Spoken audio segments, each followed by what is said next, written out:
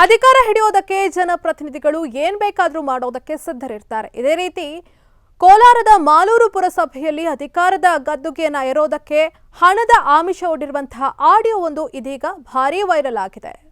ಕೋಲಾರದ ಮಾಲೂರು ಪುರಸಭೆಯ ಅಧ್ಯಕ್ಷ ಉಪಾಧ್ಯಕ್ಷ ಚುನಾವಣೆಗೆ ಸಂಬಂಧಪಟ್ಟ ಆಡಿಯೋ ಒಂದು ಸಾಮಾಜಿಕ ಜಾಲತಾಣದಲ್ಲಿ ವೈರಲ್ ಆಗಿದೆ.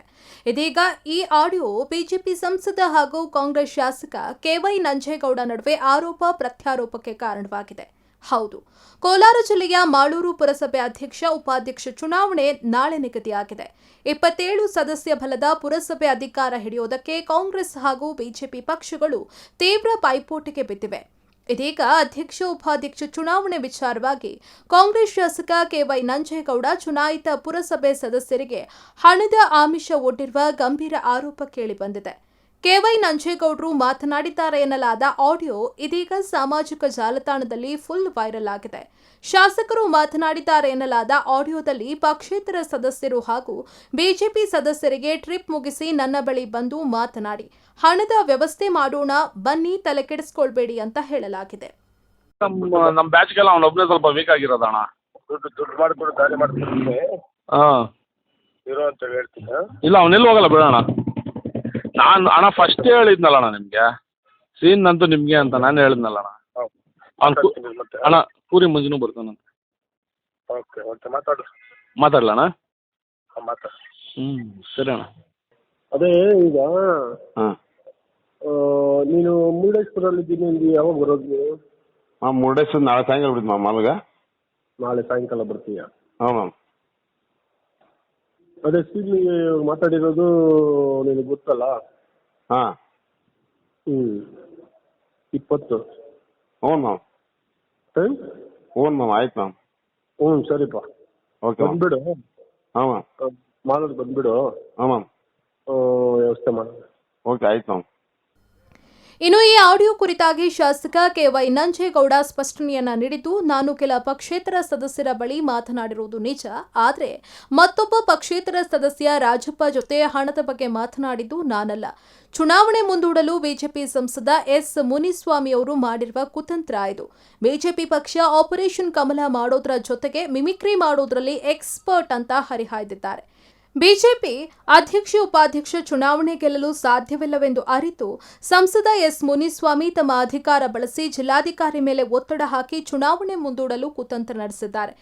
ಚುನಾವಣೆ ಮುಂದೂಡಿದ್ರೆ ಜಿಲ್ಲೆಯಾದ್ಯಂತ ಉಗ್ರ ಕಾನೂನು ಹೋರಾಟ ಮಾಡಬೇಕಾಗತ್ತೆ ಅಂತ ಜಿಲ್ಲಾಡಳಿತದ ವಿರುದ್ಧ ಗುಡುಕಿದ್ದಾರೆ.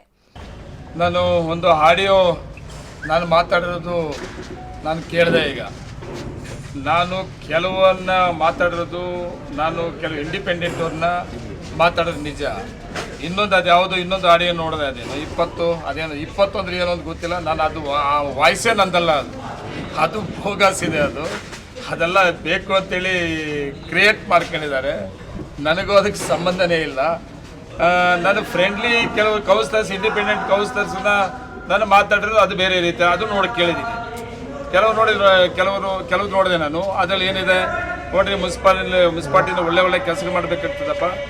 ನಾನು ಒಬ್ಬ ಶಾಸಕ ಇದ್ದೀನಿ, ಒಳ್ಳೆ ಕೆಲಸ ಮಾಡಬೇಕಾದ್ರೆ ನಿಮ್ಮೆಲ್ಲ ಸಹಕಾರ ಬೇಕು ಅಂತ ಕೇಳಿದ್ದೀನಿ. ಅಷ್ಟು ಬಿಟ್ಟರೆ ನಾನು BJP ಪಕ್ಷದ ಸಿಂಬಲ್ ಗೆದ್ದಿರೋದು ಕೇಳಿಲ್ಲ.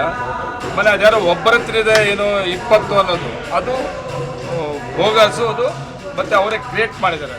ಇನ್ನು ಸಂಸದ ಎಸ್ ಮುನಿಸ್ವಾಮಿ ಹಾಗೂ ಶಾಸಕ ಕೆವೈ ನಂಜೇಗೌಡ ಒಂದು ತಾಲೂಕಿನವರಾದರೂ ಹಾವು ಮುಂಗುಸಿಯಂತೆ ದ್ವೇಷ ಬೆಳೆಸಿಕೊಂಡಿದ್ದಾರೆ.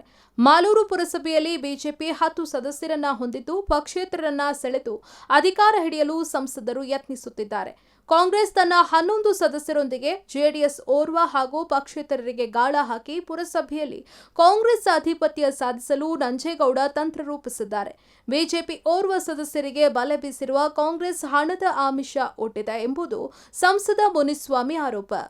ಕಾಂಗ್ರೆಸ್ ತನ್ನ 11 ಸದಸ್ಯರೊಂದಿಗೆ ಜೆಡಿಎಸ್ ಓರ್ವ ಹಾಗೂ ಪಕ್ಷೇತರರಿಗೆ ಗಾಳ ಹಾಕಿ ಪುರಸಭೆಯಲ್ಲಿ ಕಾಂಗ್ರೆಸ್ ಆಧಿಪತ್ಯ ಸಾಧಿಸಲು ನಂಜೇಗೌಡ ತಂತ್ರ ರೂಪಿಸಿದ್ದಾರೆ. ಬಿಜೆಪಿಯ ಓರ್ವ ಸದಸ್ಯರಿಗೆ ಬಲೆ ಬೀಸಿರುವ ಕಾಂಗ್ರೆಸ್ ಹಣದ ಆಮಿಷ ಒಡ್ಡಿದೆ ಅನ್ನೋದು ಸಂಸದ ಮುನಿಸ್ವಾಮಿ ಆರೋಪ. ಇನ್ನು ಕಾಂಗ್ರೆಸ್ ಶಾಸಕರ ಆಡಿಯೋ ಹೊರಗಡೆ ಬರ್ತಾ ಇದ್ದಂತೆ ಎಂಪಿ ಎಂಎಲ್ಎ ನಡುವೆ ಆರೋಪ ಪ್ರತ್ಯಾರೋಪ ಜೋರಾಗಿದೆ. ಇನ್ನು ನಂಜೇಗೌಡ ಅವರ ಆರೋಪದ ವಿರುದ್ಧ ತಿರುಗೇಟು ನೀಡಿರುವ ಸಂಸದ ಮುನಿಸ್ವಾಮಿ, ಶಾಸಕರು ಪುರಸಭೆ ಸದಸ್ಯರನ್ನ ಸಂಪರ್ಕಿಸಿ ಆಮಿಷ ಒಡ್ಡಿರುವುದು ಆಡಿಯೋದಲ್ಲಿ ಸ್ಪಷ್ಟವಾಗಿದೆ. ಶಾಸಕರು ಆಡಿಯೋದಲ್ಲಿ ಮಾತನಾಡಿರುವುದು ನಾನು ಎಂದು ರುಜುವಾದರೆ ರಾಜೀನಾಮೆ ನೀಡುವುದಾಗಿ ಹೇಳಿದ್ದಾರೆ. ಅವರು ಇಂತಹ ರಾಜೀನಾಮೆಯ ಮಾತುಗಳನ್ನು ಅನೇಕ ಬಾರಿ ಹೇಳಿದ್ದಾರೆ ಅಂತ ವ್ಯಂಗ್ಯ ಆಡಿದ್ರು. ಚುನಾವಣೆ ಮುಂದೂಡಲು ನಾನು ಯಾವ ಅಧಿಕಾರಿಗೂ ಒತ್ತಡವನ್ನ ಹಾಕಿಲ್ಲ. ಚುನಾವಣೆ ಗೆಲ್ಲಲು ಕಾಂಗ್ರೆಸ್ ಅಕ್ರಮ ನಡೆಸ್ತಾ ಇರೋದನ್ನ ದಾಖಲೆ ಸಮೇತ ನಮ್ಮ ಅಧ್ಯಕ್ಷರು ಜಿಲ್ಲಾಧಿಕಾರಿಗಳಿಗೆ ಪತ್ರ ನೀಡಿದ್ದಾರೆ. ಜಿಲ್ಲಾಧಿಕಾರಿ ದಾಖಲೆಗಳನ್ನು ಪರಿಶೀಲಿಸಿ ಸರ್ಕಾರಕ್ಕೆ ಮಾಲೂರು ಪುರಸಭೆ ಅಧ್ಯಕ್ಷ ಉಪಾಧ್ಯಕ್ಷ ಚುನಾವಣೆ ಮುಂದೂಡುವಂತೆ ಪತ್ರವನ್ನ ಬರೆದಿದ್ದಾರೆ.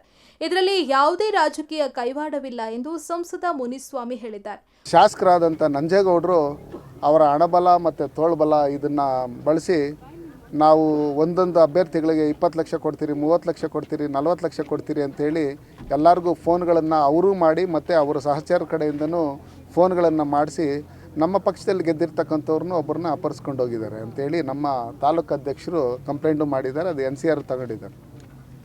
ಇವತ್ತೇನೋ ಮಾಧ್ಯಮಗಳಲ್ಲಿ ಬಂದು ನಾನೇನು ಮಾಡಿಲ್ಲ, ನಾನೇನಾದರೂ ಮಾತಾಡಿದರೆ ಆ ಥರ ಹೇಳಿದರೆ ನಾನು ರಾಜೀನಾಮೆ ಕೊಡ್ತೀನಿ ಅಂತ ಹೇಳಿದ್ರು. ಅವರು ಒಂದು 100 ಸಲ ಹೇಳ್ಬಿಟ್ಟಿದ್ದಾರೆ ಇದುವರೆಗೂ, ನಾನು ರಾಜೀನಾಮೆ ಕೊಡ್ತೀನಿ.